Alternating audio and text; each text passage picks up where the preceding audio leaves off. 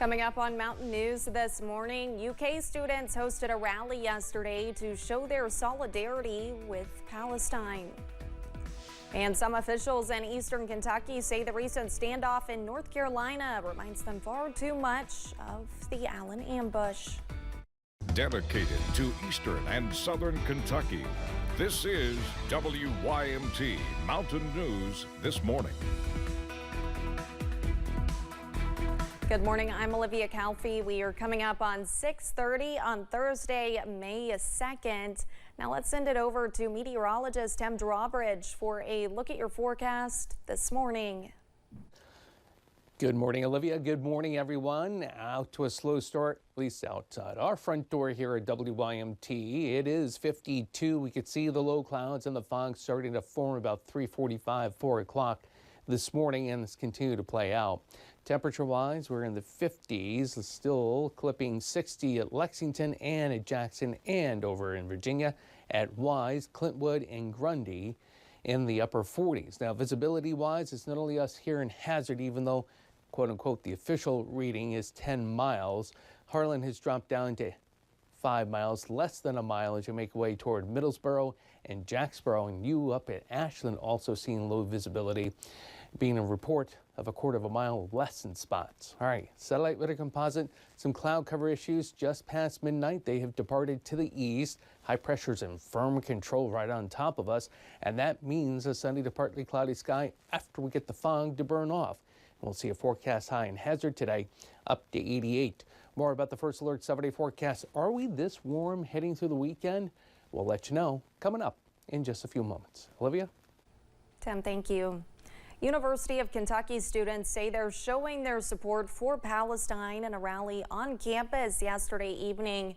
A few dozen students, community members, and Palestinians gathered outside of the library. Grayson Passamore tells us what those rallying ask of university administration amid the war in the Middle East.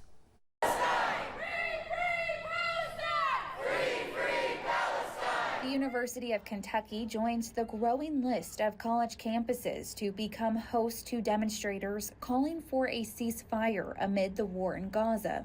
What would you want the world to do for you? And so that's what we're here doing. This is the least we can do, is use our voices. It is not only our right to speak it up, but it's our duty to speak up. Student organizer Hannah Issa says this is a peaceful rally to show support to the people in Palestine from Lexington. Issa says they're also calling on UK President Eli Capilouto to stand with Palestinian students. This is not just a Muslim or an Arab issue or a Palestinian issue. This is a humanitarian crisis that we all need to speak up for. While dozens stood outside of the William T. Young Library chanting for a freed Palestine, a small group stood off to the side holding American flags. We just see all these Palestinian flags, and I think it's important to also fly an American flag. Towards the end of the 2-hour rally, Paul Dreyer and the few around him did engage in a heated argument with a handful of pro-Palestine supporters. No, I'm not standing up for the Israelis. I am not supporting terrorists, okay? Which eventually died down after a student organizer intervened as campus police looked on. I think that it's just important that we stay peaceful and that this is one of many that will continue to be like that. And our responsibility to continue to speak up, so I encourage everyone to use their voices. In Lexington, Free Palestine. Grayson Passmore, WKYT.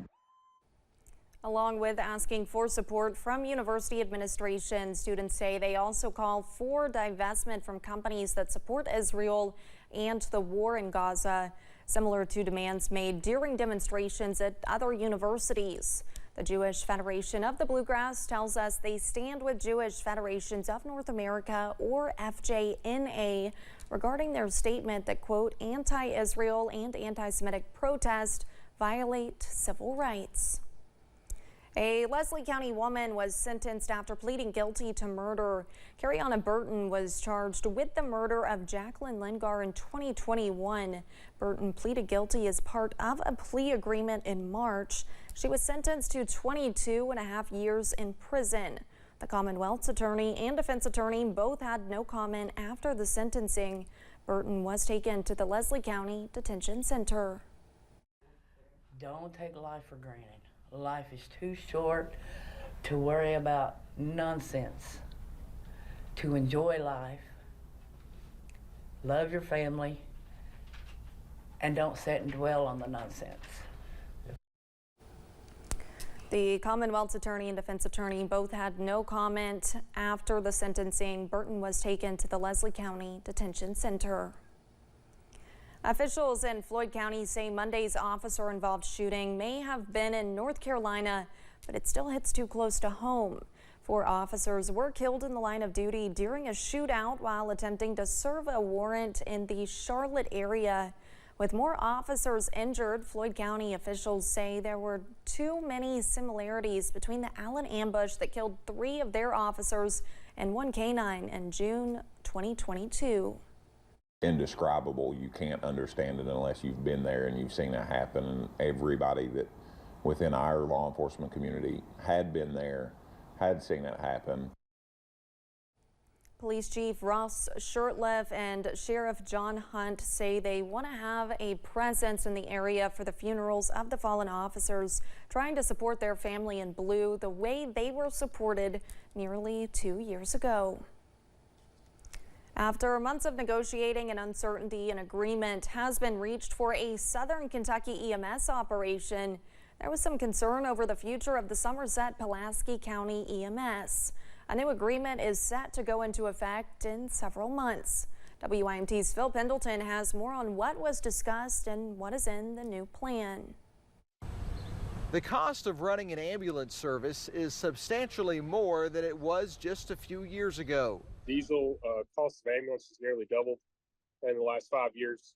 All of this has went up, and the payers have not kept up.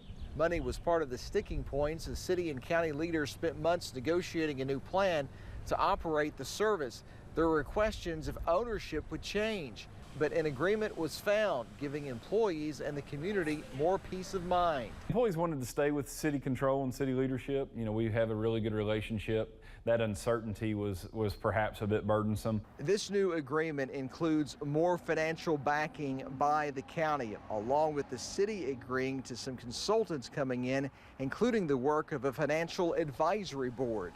County had appropriated more than $1 million per year. It will increase to nearly $1.5 million. The city will provide more accountability on how funds are being spent. The county wanted some additional oversight. You know, that data has been public this entire time, but they wanted a little more routinely, a little more proactive, and we agreed to that. I think it's a good move. Any accountability in government's a good thing. We're actually employees of the city, and then funding from the county. And there will be a board made up of both of those government bodies. Local leaders hope the agreement will bring stability to the service, especially as staffing shortages are dealt with. In Pulaski County, Phil Pendleton, WYMT Mountain News. The new agreement still has to be written up by the city and county attorneys and will officially take effect on July 1st of this year. Officials with Pike County Emergency Management are handing out another round of weather radios. You can pick up a radio at the Belfry Fire Department next Monday. You can swing by any time between 5 p.m. and 8 p.m. The Marrowbone Fire Department will also be distributing them next Thursday, 1 week from today. The window to come get a radio on that day will also be from 5 p.m. to 8 p.m. A Knott County native has received Teacher of the Year honors by the Kentucky Education Association. Allison Sloan was presented with the KEA Award for Teaching Excellence. Sloan is a special ed teacher for Rowan County High School. She has taught in the Rowan County school system for 24 years. This marks the second straight year that a Rowan County educator has received the honor. And a Clay County native involved in education for decades was also honored recently. Dr. Aaron Thompson, who is the president of Council on Post-Secondary Education, received the Wendell Thomas Award from the Kentucky Association of Blacks in Higher Education. The honor recognizes a person's endeavors to promote the cause of African Americans in higher education and for a commitment to promoting equal opportunity. A new clinic at Paintsville ARH is now open. Yesterday, a ribbon cutting was held for the grand opening of the retail pharmacy on the hospital campus. The event featured guest speakers from ARH and the Paintsville community. There were also free health screenings, giveaways, and lunch. Johnson County Judge Executive Mark McKenzie thanked ARH for being a great partner for the community. The early voting period is underway in West Virginia. It runs through Saturday, May 11th. If you are in Logan County, you can go to the Commission Building on 325 Stratton Street in Logan. For those in Mingo County, you can go to the courthouse in Williamson. And for those in Wayne County, you can go to that county's courthouse, which is on Hendrick Street in the city of Wayne. For more about this, you can go to the West Virginia Secretary of State's website.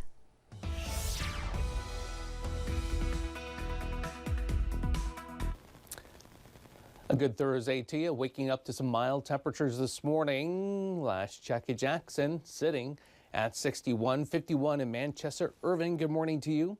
At 53, 55 at the London Corbin Airport, and at Williamsburg. 60 though at Monticello. Mid-50s at Ashland. 59 at Pikeville.